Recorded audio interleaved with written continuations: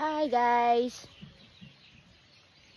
So napasyal ako dito ngayon sa aking kabundukan. So ayan, dito tayo ngayon sa aking area kung saan nandito yung ating mga sisiw. So papakita ko sa inyo yung kalagayan ng ating breeding dito ng mga sisiw after ko i-incubate. So dito ko lahat dinadala yung mga papisa natin. So andito lahat yung mga day olds, week olds, month old, 2 months old. So ito, mamaya papakita ko sa inyo. At ang ganda na area ko dito sa kabundukan to. Dito sa Kauswagan, Trinidad, Bohol. So mapansin niyo, ito yung almost 15 hectares ko na lupa dito na maraming tanim na saging. So hayaan nyo kayo i-tour ko kasi ngayon lang ako nakapasyal ulit dito sa ating Kauswagan. Pakita ko nandoon pa sa kabila. May palayan din tayong maliit doon sa baba. Tapos may fish pond ako doon ng mga hito. So kaya maganda yung ating area dito.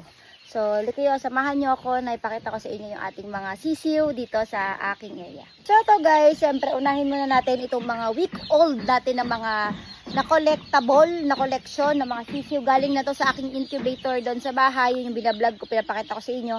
Once na papisain, so diretso na sila dito na tinatransfer sa kabundukan. So ayan, pakita ko sa inyo.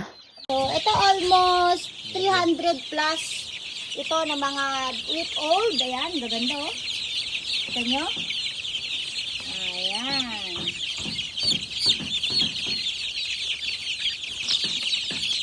Yan, mga week old. Yan, mga puti.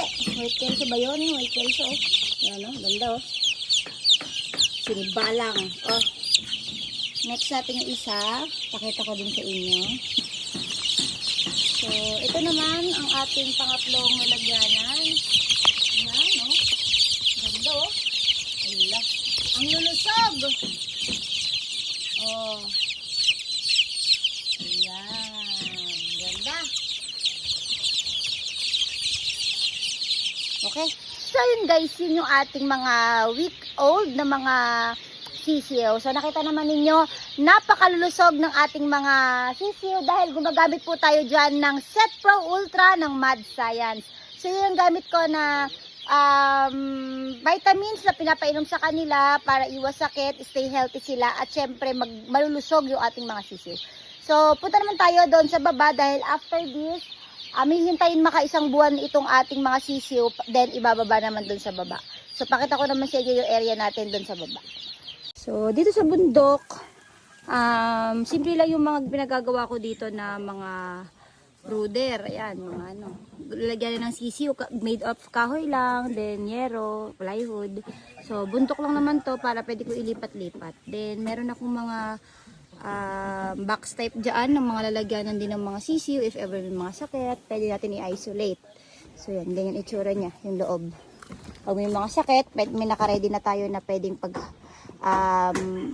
hiwalayin natin para hindi magkakasakit. So malamig dyan, tsaka pag inangat ko tong tarapal, papasok ko yung hangin, hindi naiinitan yung manok. So marami yan, hanggang doon. Yan. So ngayon, papunta tayo sa baba. So, if ever yung ating mga sisiw, ang ganda dito, oh, bundok na bundok dito, oh, farmers, oh. Sobrang ganda. Ngayon ko lang kayo nalibot dito kasi ngayon, madalang ako makabisita dito, eh.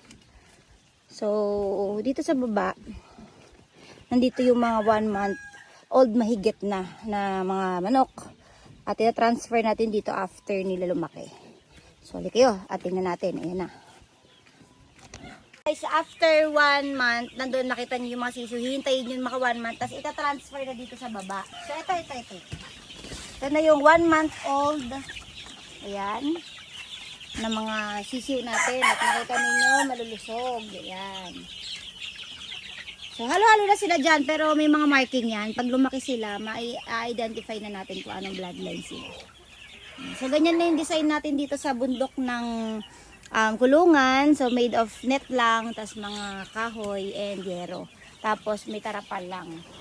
Tapos so pag yung pinakita ko sa inyo kanina, yung mga week old, pag lumaki yon, dito na sila dadalhin.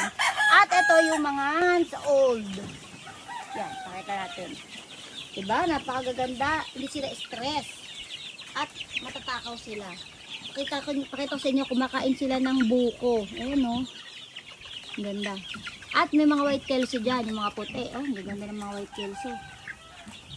Ayan. So, ito, papakita ko naman sa inyo yung 4 to 5 months old natin ng mga manok. At napakagugwapo talaga nila. Ayan.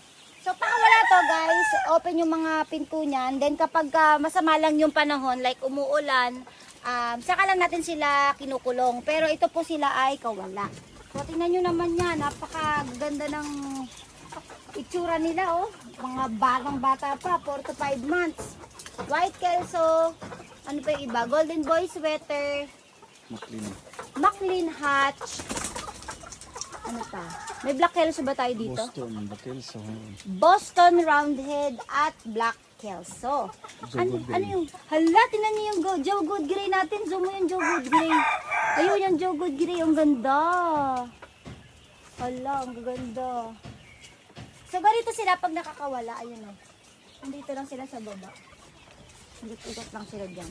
Ayun, hanggang sa baba. Meron no? Sa baba, nakakawala lang sila.